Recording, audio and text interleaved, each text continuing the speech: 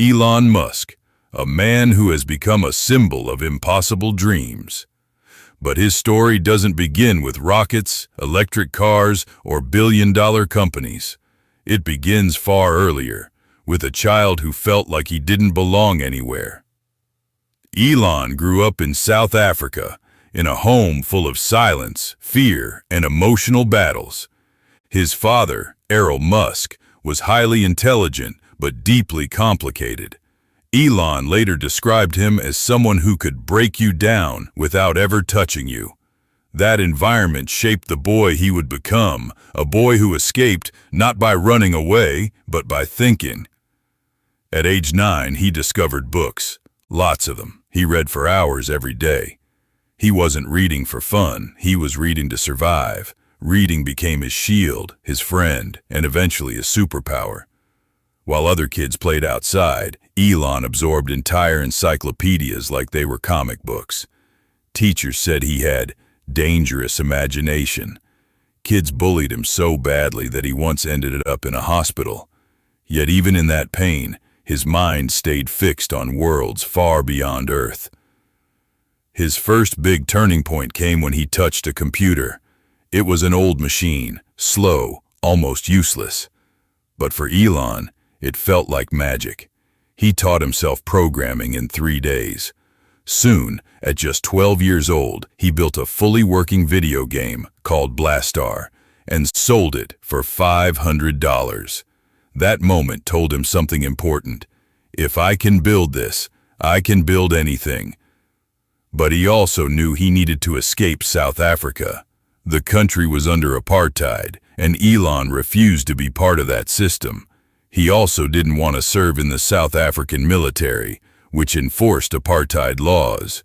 So at 17, he made a decision that would change his life forever. He packed a few clothes, grabbed a small bag, and left, alone. No money, no support, nothing but dreams. He moved first to Canada because it was the easiest way to reach America. For a year, he did whatever work he could find, cleaning boilers, cutting logs, lifting heavy bags in a grain silo. Sometimes he didn't even have enough money to eat. But he never complained. He kept telling himself, one day, everything will change. Eventually, he made it to the United States. And the moment he stepped onto American soil, he felt something inside him click. He once said, "America is where the future is built," and he intended to be part of that future. After college, Elon realized 2 things. He didn't want a regular job, and he didn't want a slow life. He believed the internet was going to change the world, and he wanted to be part of that change. That belief led to the birth of Zip2, his first big company. He lived inside his office because he couldn't afford an apartment. He showered at a local YMCA. He coded all night, working so hard that his employees often found him asleep on the floor. In 2 years, Zip2 became a company worth hundreds of millions. When it was acquired, Elon made $22 million. For the first time in his life, he wasn't struggling to survive. But money wasn't the dream. Impact was. He immediately invested in his next idea, an online banking system that would eventually become PayPal. PayPal was chaos, a war of ideas, a war of founders, often a war against Elon himself. At one point, the board voted to remove him as CEO while he was on a flight to Australia. When he landed, he learned he had been replaced. It was one of the most humiliating moments of his life. But Elon didn't quit. Even after being fired from his own company, he kept supporting the mission, because his belief wasn't emotional, it was mathematical. He saw the future clearly. Digital payments would rule the world. When PayPal was finally sold to eBay, Elon walked away with $180 million. And that moment is where most people stop the story. But the truth is, Elon's story actually starts here. Because instead of buying luxury cars or mansions, he took almost all his money and invested it into three impossible ideas: space, electric cars, solar energy. Ideas so big, so insane, that even billionaires said he would fail. In 2002, he founded SpaceX. People laughed openly. They told him rockets were too expensive, too risky, too dominated by NASA and the US government. Engineers refused to join him because they thought the company would collapse in months. But Elon said, "I'm not trying to build a company. I'm trying to build a future where humanity becomes multiplanetary." The first SpaceX rocket, Falcon 1, was a disaster. It failed, then failed again, and again. 3 failures, each one millions of dollars gone, each one bringing the company closer to death. By 2008, Elon had burned through almost all his money. He was weeks away from bankruptcy. People told him to quit. Investors ran away. Newspapers called him a fraud. But Elon didn't stop. He said, "Failure is an option. Giving up is not." With the last money he had left, he built one final rocket, a single launch that would decide everything. If it failed, SpaceX would die, and with it, Elon's dream of reaching Mars. On September 28, 2008, the fourth launch took place. The rocket lifted slowly, shaking, trembling, fighting gravity. Hours felt like minutes. Minutes felt like centuries. And then, it succeeded. Falcon 1 reached orbit. SpaceX became the first private company to put a liquid-fueled rocket into space. And everything changed. NASA called. They awarded SpaceX a contract worth more than $1 billion. SpaceX was saved. Elon was back. The dream was alive. Oh, but he didn't stop. While SpaceX was fighting for survival, Elon was building another company, Tesla. People laughed even harder. Electric cars? No one wants them. You can't compete with giants. This is impossible. But Elon believed the future had to be sustainable. Tesla faced production nightmares, financial collapse, near shutdowns, and constant attacks from the media. Elon worked 120 hours a week, sleeping on the factory floor, wiring machines, fixing problems himself. He kept saying, "If something is important enough, you do it even if the odds are not in your favor." Tesla slowly stabilized. The Model S arrived, then the Model X, then the Model 3, and Tesla became not just a company, but a revolution. Side by side, SpaceX evolved too. Reusable rockets, landings on ocean platforms, missions to the International Space Station, plans for Mars, dreams turning real. But behind all the noise, one thing stands out. Elon Musk is not superhuman. He is not perfect. He makes mistakes. He breaks down. He struggles. But he moves forward with what he calls a stubborn refusal to accept limits. By now, Elon had become one of the most talked about people in the world, loved by millions, hated by many, respected by almost everyone. Yet the question remained, why was he doing all this? What was driving him? The answer is simple and complicated. Elon Musk is driven by something bigger than business. He believes humanity must evolve, must expand, must survive. He once said, "I want to die on Mars, just not on impact." And that one sentence captures his obsession. He wants to build a future where humans are not stuck on one planet, but live among stars. SpaceX's success in 2008 wasn't the end of the struggle. In fact, it was only the beginning of a new kind of war. One fought against time, money, physics, and public expectations. After Falcon 1 reached orbit, Elon set his sight on a bigger dream, creating a rocket that could carry heavy payloads and eventually humans. That dream became the Falcon 9. But this rocket wasn't just larger. It was designed to come back and land so it could be reused. No one had ever done that before. NASA hadn't, Russia hadn't, China hadn't. Yet Elon believed it was the only way to make space affordable. In 2015, the world watched as a Falcon 9 rocket returned from space and tried to land on a drone ship in the ocean. The rocket came down beautifully, then exploded. Elon posted one word on Twitter: RUD, rapid unscheduled disassembly, a failure, but a funny one.